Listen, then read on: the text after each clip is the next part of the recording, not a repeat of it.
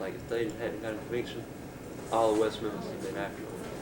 So you don't necessarily think that they truly believed you were innocent, even though they were, They might have made themselves believe that we were guilty. yeah, you think that they were doing that just in their own interest? Yeah. It would just, I can't imagine somebody pursuing that with so little evidence and really believe, going home and sleeping at night, thinking, yeah, I did a good thing, I mean, I got real mad. Baldwin one time, he was like, when he was saying like, this man did this, and he like pointed right at me. He like walked by me, I wanted to trip him. I don't know. They'll just say he's guilty, attack me, and all that. What were you thinking, what was going through your mind when like the first time they told you, here, they gave you a bulletproof vest and said, here, you better put this on? Did you realize that people really wanted to kill you, or really were, mad enough to kill you in that community before then? I mean, or did that really, when that happened, is that when it first struck you that, yeah, we're in danger? I thought we was like, it scared me though, like, dang, all these people like hate us like this. Well, not enough for them. Police cared enough about us putting a bulletproof vest on us. And Damon's like, well, these bulletproof vests ain't gonna help us none, they'll just shoot us in the head. What did you think when you got hit in the head with a rock? Did you realize they were serious then? I thought it was police hitting me with this nightstick from behind or something at first. I looked back, looked around, there's rocks landing on the ground like this. How long after your arrest before you cut your hair? Because I noticed in the mug shots your hair was real long, and in the trial it was shorter than mine. I don't know. It was like a month or so. Did you hate getting your hair cut? Yeah. I felt like I was naked or something there for a while. Yeah. It was like I've had long hair since I was a baby. My mom raised me to have long hair. You definitely look different, the mug shot as opposed to the... I'm growing it back now. Yeah. I started growing it back last December. It comes down to here now. Oh, yeah. Is it more comfortable for you to keep it short if you're working outside? Well, I got it cut like this now. See, before I just had it long in the back. Mm-hmm.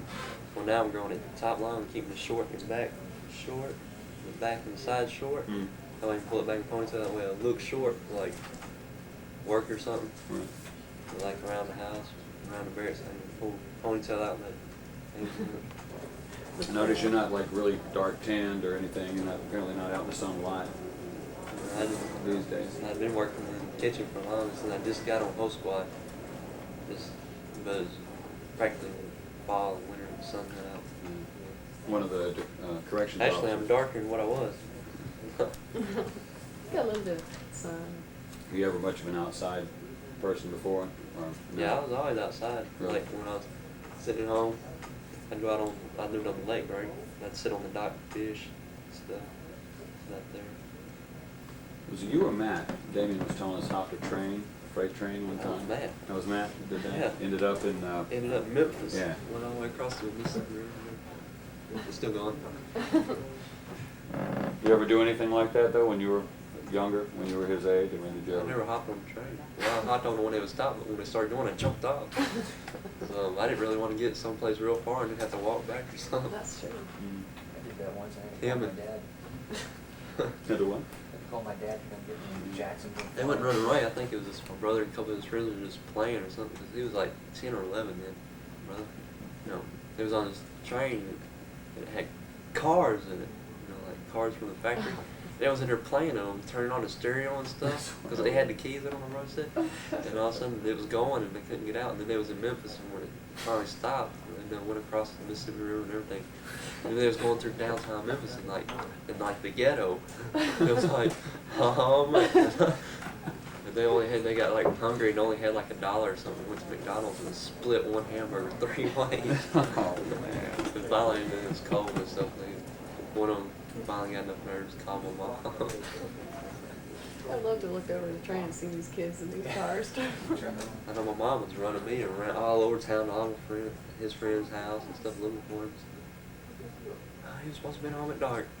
It's 9 o'clock. Where's he at?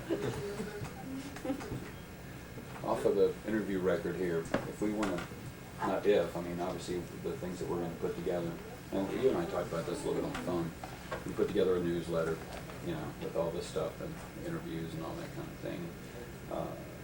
I'm assuming you'd like for us maybe to send some of this stuff out, you know, maybe to your family, to your mom, to Matt, and so forth as well, so.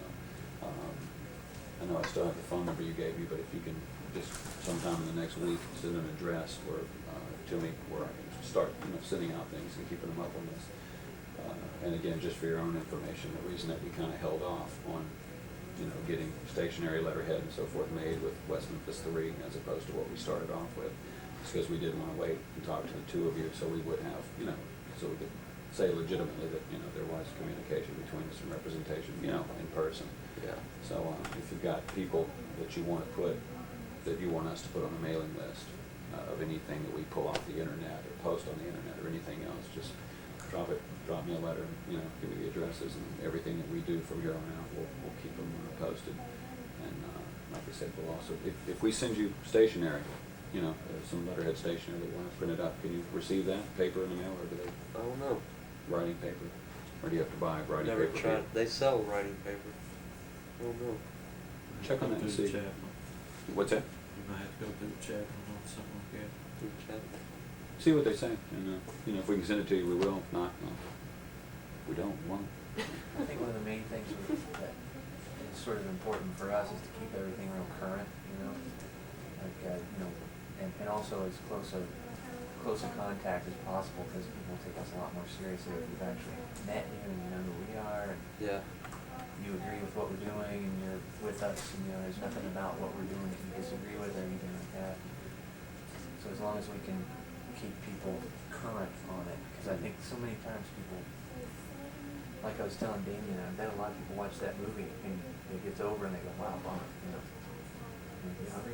You know, it's like, you know, they move on to something else. Move on to something. Well, mainly else. because it's a story that's 3 years old already. Yeah. Although the movie's new, it was 3 years old, and really nobody's heard anything from you guys. Really, I mean, look how hard it was for me to actually start corresponding with you and everything.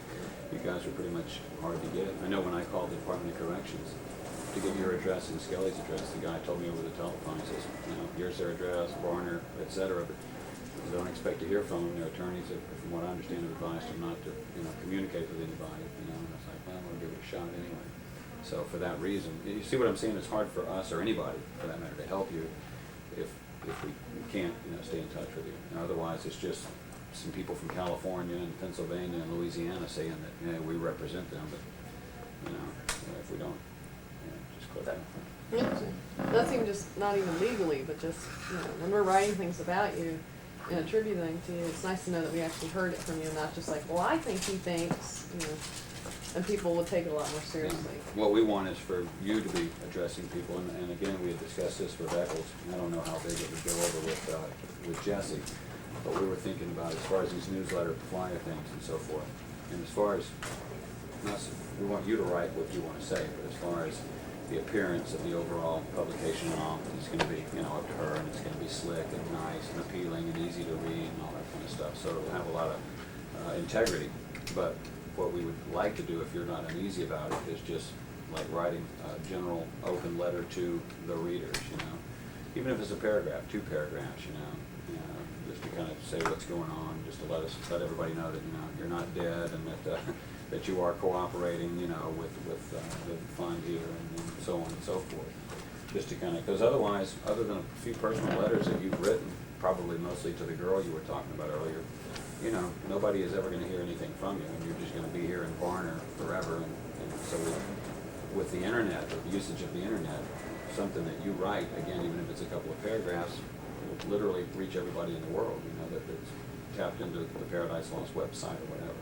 So it's going to be kind of in your best interest and ours and everybody's to try and get involved in it, you know, especially if anything's going to, you know, come of this.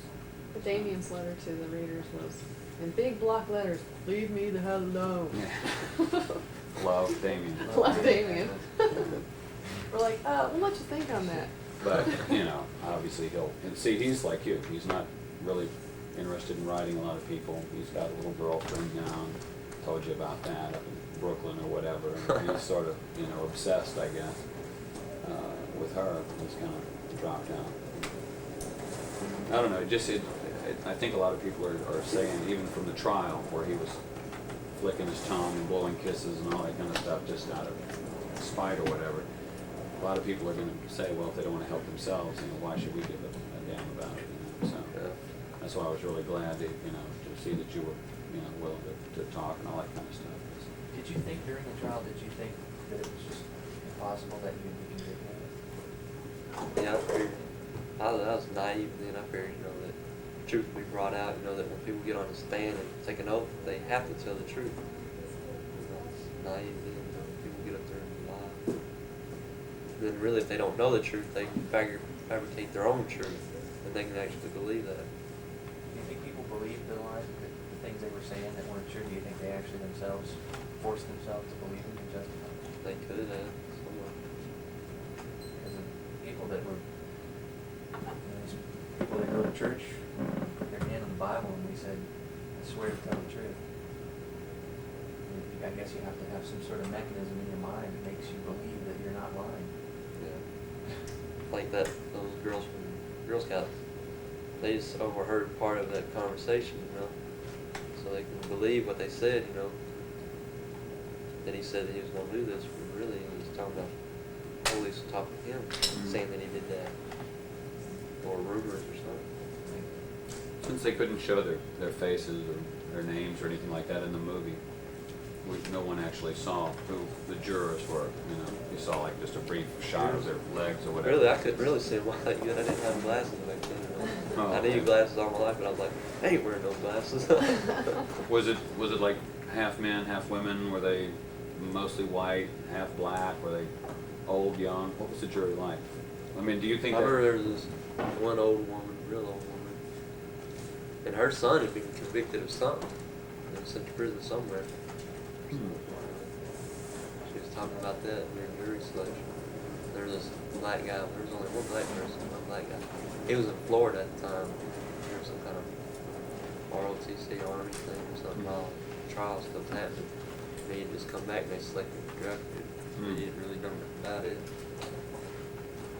Do you think that they looked like the type of jury who would have believed all the devil stuff, or do you think that they were objective?